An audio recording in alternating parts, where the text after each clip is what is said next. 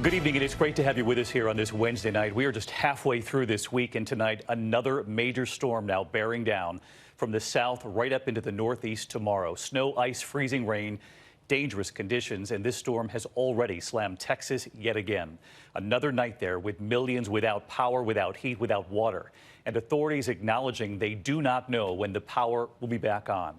Grocery stores with empty shelves today, bottled water sold out. At least 30 people have now died in this week's storms alone, and this new one now hitting tonight. The images again this evening, this 15-mile traffic jam near Hazen, Arkansas, multiple accidents in the snow on an icy Interstate 40. Freezing rain in Austin, Texas, adding a coat of ice to the snow, a car out of control sliding down an icy hill. Millions without power, families left to wear multiple layers and huddle with one another just to get through these nights. This neighborhood in the dark in Houston, frozen pipes bursting inside homes, and one image seen in so many places today, this one right here, icicles hanging from a fan in a Dallas apartment building. A long line for propane tanks in Houston today, people waiting in freezing rain. Also waiting in line for hours for groceries. These images from Austin, Texas tonight. Some families showing up at what they're calling warming centers. This one open 24 hours a day in Richardson, Texas. That's outside Dallas. And of course, the impact on vaccinations across this country. At least 34 states canceling or delaying vaccinations.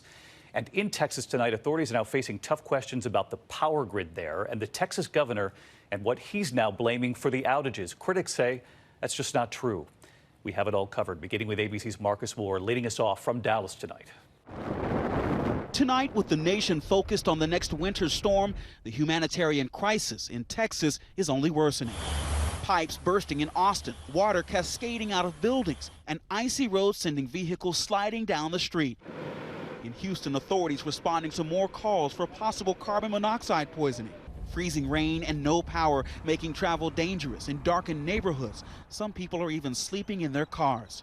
Broken pipes causing ceilings to cave in. This is a very bad situation, a 1-2 punch here with this second ice storm. By midday, significantly more customers in Texas without power as there were during Hurricane Harvey. Houston, America's fourth largest city, is telling residents to boil water if they even have any. How can we boil water? We don't even have power. Our team met Alexandra Quinones in line to buy firewood. We got 3 kids at home, 4, 6, and 9.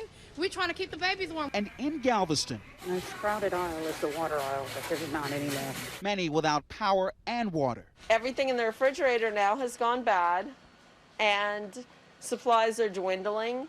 And most people out here, the biggest deal is water. People have made some life and death choices. Back in Houston, the lights going dark during an interview with Mayor Sylvester Turner. We've been talking about power being restored. Now in real time, you have seen power being turned off. The state's energy production and independence has always been a point of pride. And as the crisis persists, the governor placing blame squarely on officials at ERCOT, the private company that runs about 90% of the state's grid. ERCOT stands for Electric Reliability Council of Texas, and they showed that they were not reliable. Do you think ERCOT leadership needs to resign?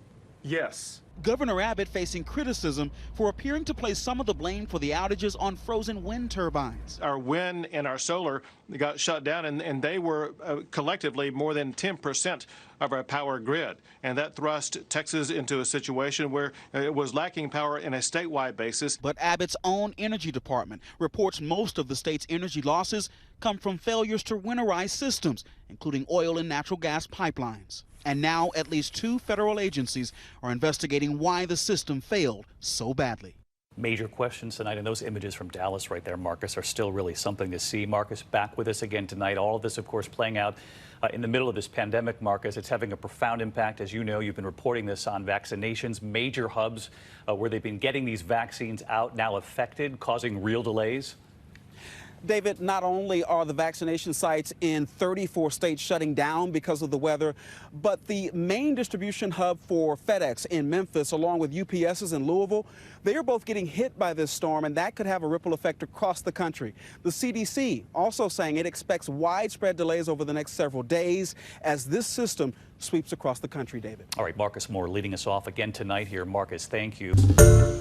Hi, everyone. George Stephanopoulos here. Thanks for checking out the ABC News YouTube channel. If you'd like to get more videos, show highlights, and watch live event coverage, click on the right over here to subscribe to our channel. And don't forget to download the ABC News app for breaking news alerts. Thanks for watching.